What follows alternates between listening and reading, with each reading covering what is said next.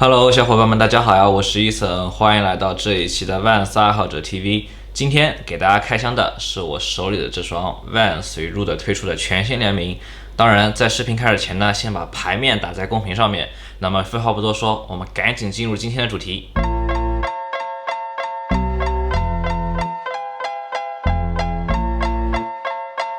今天我们开箱的是这次联名中我个人最喜欢的 Acer 这个鞋型呢，它是来自遥远的美产时期，这双鞋的前身就是大家非常熟知的 Era， 这也是 Vans 刚刚复刻的全新鞋型，跟之前复刻的 Bodeny 还有 Seed 是属于同一种类型的。我个人非常的喜欢这双 Acer， 首先是它的配色吸引到了我，鞋面使用了粉绿黄橙紫多重颜色的麂皮，并布满了白色佩利斯腰果花刺绣图案，在鞋跟处呢有这双鞋 Acer 的刺绣图案。我觉得这个设计真的非常的帅，因为很少见到 Vans 直接把鞋型的名字刺绣在 Vans 的鞋身上。这双鞋的鞋垫呢，采用了可拆卸的凹曲裤系鞋垫，并直接把 Rude 的 logo 印在了鞋垫上。我觉得这个设计真的是非常帅。接下来呢，我要给大家讲讲这次联名的鞋底。首先，请大家看一下这个鞋底与一般的华夫底有什么不同。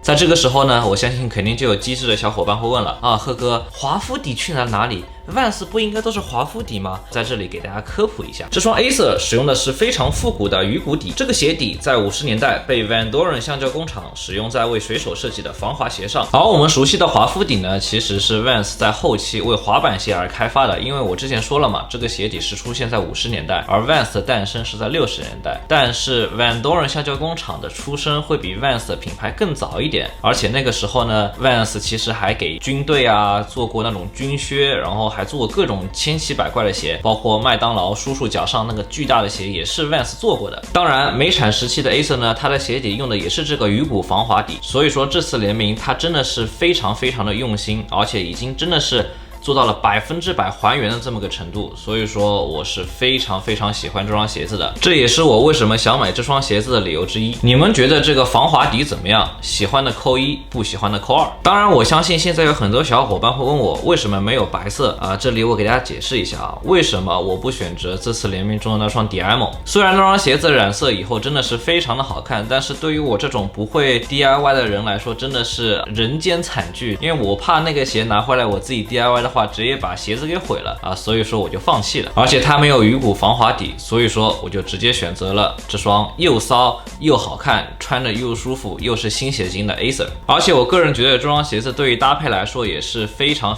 的友好，而且新鞋型的名字也非常的帅 ，Acer 干净利落。不知道你们喜欢这次联名中的哪一双鞋子呢？喜欢 Acer 的扣1，喜欢 Diamo 的扣2。然后呢，来跟大家说一下这次联名的鞋盒和配件。这次联名呢，采用的依旧跟之前联名一样。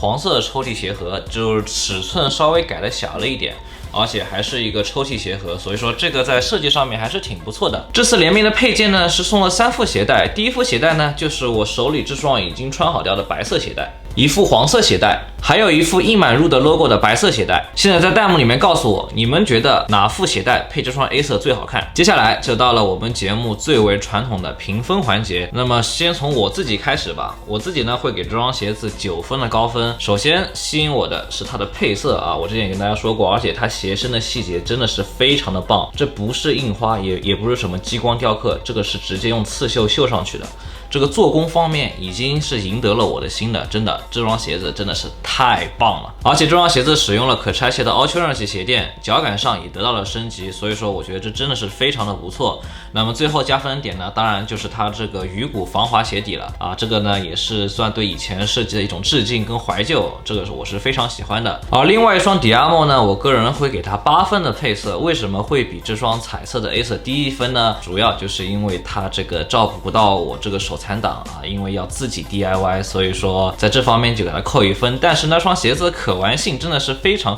的高，你可以通过你自己的想象把这双鞋子 DIY 成你自己想要的样子。而且更重要的是，这个鞋子上面有一个可以踩倒后跟的设计，所以说那些喜欢穿高阶的朋友们千万不要错过了。而且那双鞋子呢也配备了可拆卸的凹曲裤系鞋垫，所以说在脚感上跟这双 Acer 的脚感是一模一样的。最后呢，请你们在弹幕里面告诉我，那双白色的 Diamo 可以得到几分？好了，本期视频呢到这里也就结束了，谢谢大家观看。如果你们喜欢我做的Vans视频，请记得点一个关注，顺便给这期视频一键3连，谢谢大家。那我们下期视频再见了，拜拜。